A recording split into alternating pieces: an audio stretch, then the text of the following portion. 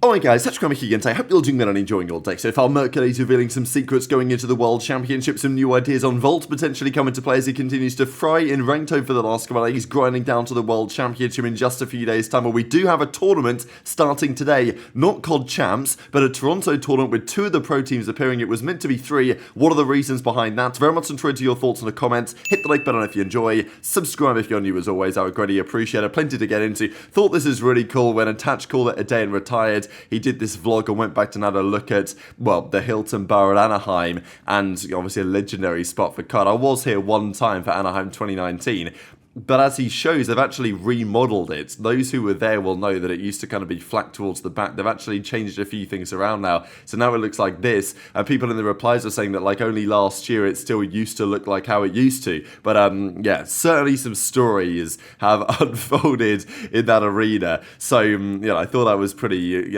interesting trip down memory lane to say the very least.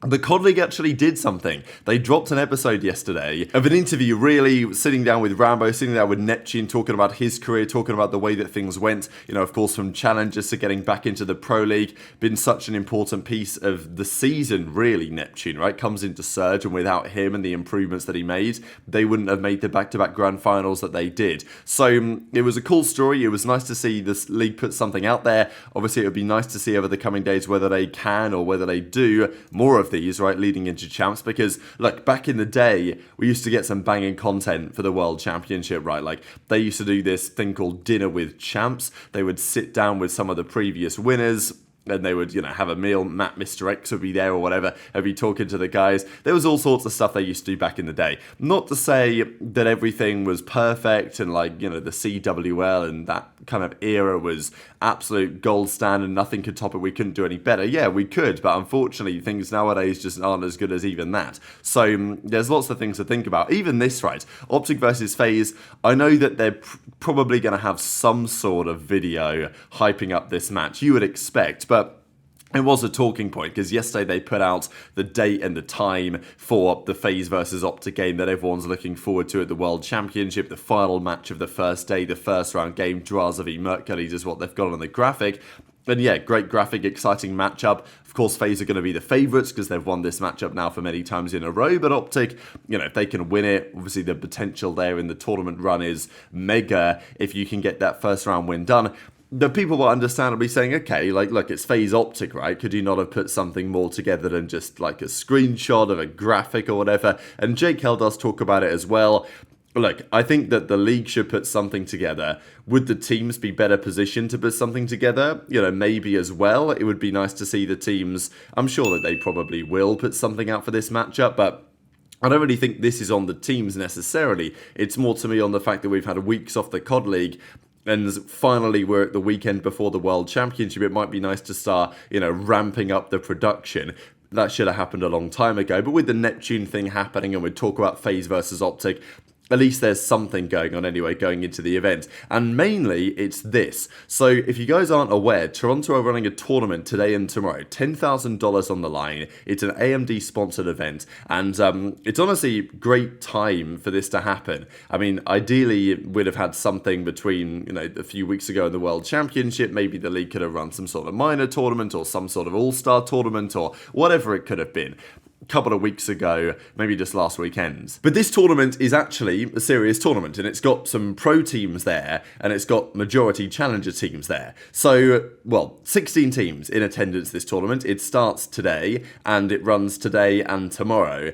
It's going to be really interesting to see how a couple of the pro teams get on with respect to the amateur teams, because, the pro-am side of COD is such an important deal that we used to get it every season. We'd have some sort of pro-am event, and it's still true because EWC is, there's a couple of amateur teams there, but it's not quite, what we had back in the day. It's not quite an open system. And like Raleigh when the Raleigh season opener happened a couple of years ago, that was a pro-am event. We've had a couple of pro-ams during the season on occasion.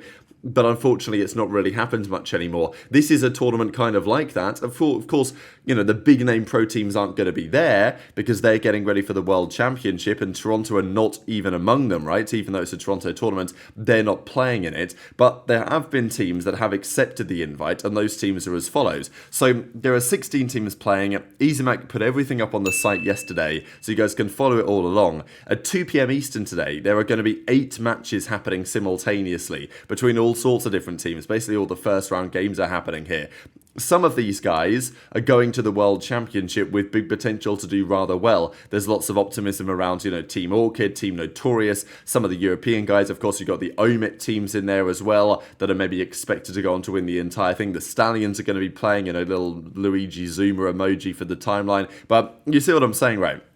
16 teams are here. The most interesting thing about this, though, in many respects, is the fact that 2 of the pro teams are playing. So these are 2 teams that did not make it to the World Championship. Now, this is a very interesting decision, first of all. Do you play this tournament? Do you not? That's question 1 as a pro team. Because let's say you lose in any form, you're going to get clowned. And maybe that's the end of you in terms of playing for this team because, you know, you're preparing for the World Cup, but you know, if you lose to an amateur team in this online tournament, it's never a good look. But secondarily, at least it gives you an opportunity to get some reps in against teams that, you know, some of these challenger teams are pretty damn good teams. And they're going to be going to champs, and they've been grinding hard. Like, I don't know how hard Rocker and Gentlemates have been grinding, really, because they're not playing at champs. Whereas lots of these challenger teams are playing at challengers champs. Like, they've been putting in a shift over the last few weeks. So, yeah, the idea that Rocker and Gentlemates are dropping down here to play this tournament is great. I think the question was that when Toronto initially announced it, they said that there were going to be 3 CDL teams. And arguably, you'd say, well, okay, look, if it is going to be the teams, and it was meant to be Falcons. Falcons, I think, were meant to be the 3rd team.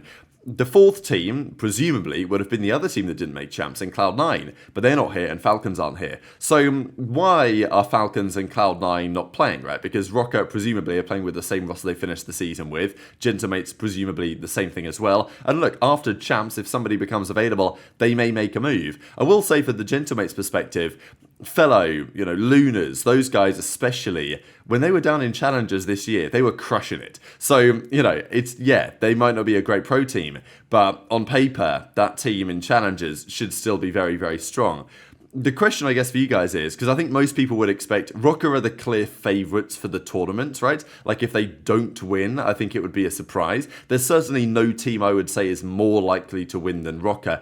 They should win, and, you know, but will they win if you run this tournament 100 times out of the 16 teams with all the various storylines? It's online at the end of the day. How many times would they win? Maybe 50? Don't know. Intrigued to your thoughts. You know, we had some discussion, maybe less than that. You know, maybe Gentlemates throw in the conversation too. We had a conversation, we did a quick stream on it yesterday. We were saying, okay, what's more likely? One of the pro teams wins or anyone else wins? And I would still lean towards the pro teams, but quite marginally, to be honest. And I think it's very possible that one of these amateur teams comes out and, you know, makes a serious run.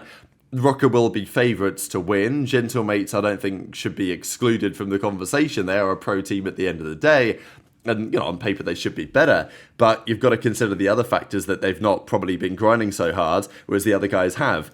But again, it's like, okay, why are we only getting these 2 rather than the rest? Why aren't Falcons here, for example? I don't really know the answer to that question, to be honest. I don't know if somebody's away. Maybe they could have played with a substitute, but, you know, someone obviously not going to be happening here. And the same story for Cloud9 as well. So, I don't know. My read potentially is that one, if not maybe both of those teams are kind of chalked, right? Like, I think it was meant to be Falcons as the 3rd, and then they pulled out.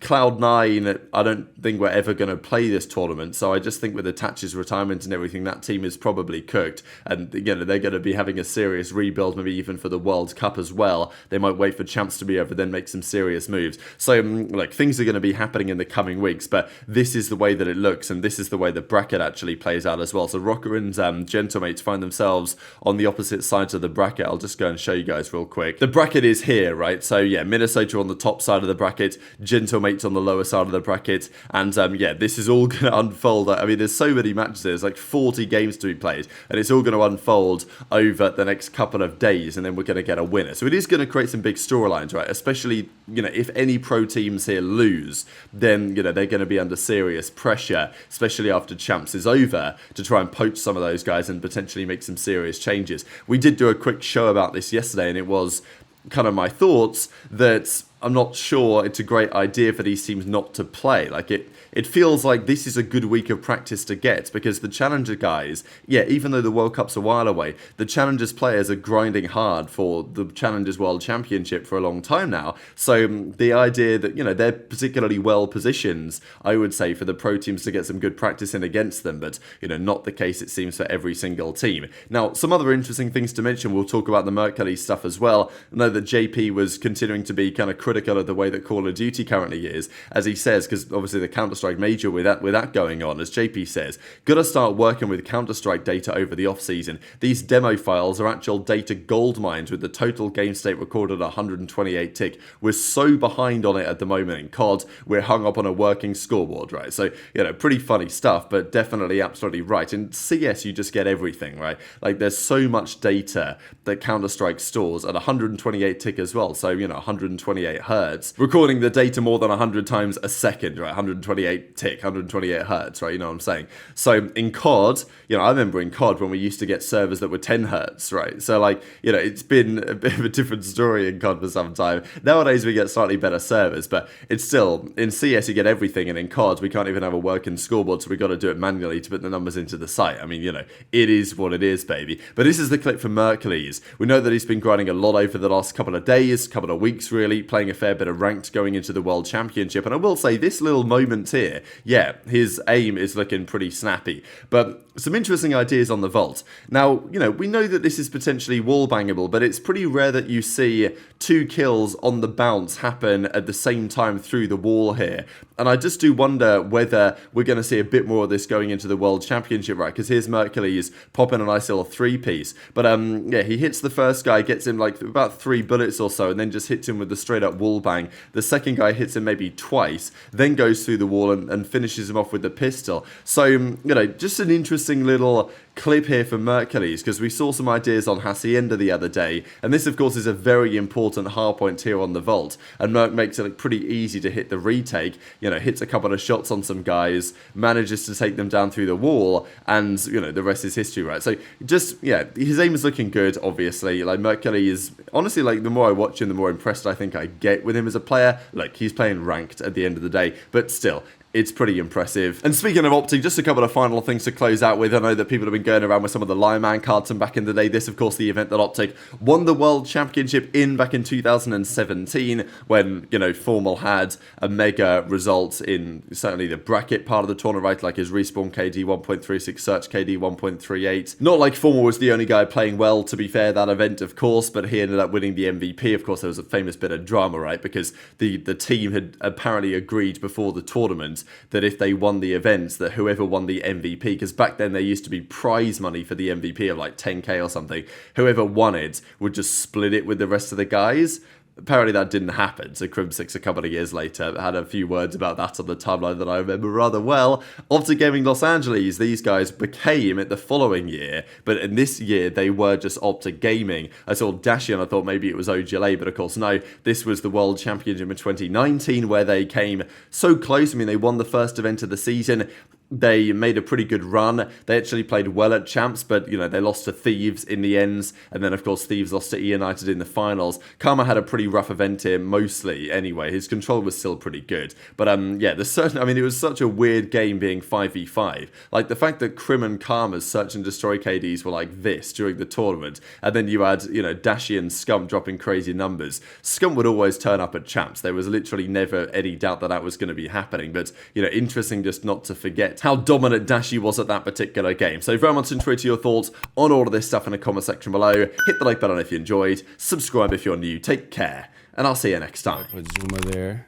It's tough because you got Simp and aBeZy who have won insane. God, bro. Yeah, you got. But then like Clayster comes to my head. Honestly, hold on. You might. Yeah, hold on. You got to put Simp and aBeZy there. You have to. I respect it. Clayster, I think, is very deserving to be up there too. But it's 4. But I would gotta shout out Clayster. Gotta show love. Yeah, I would put Zuma before Clay. It's your list. Sorry, I'm jumping in. I respect it though. Half CS, half COD. Yeah.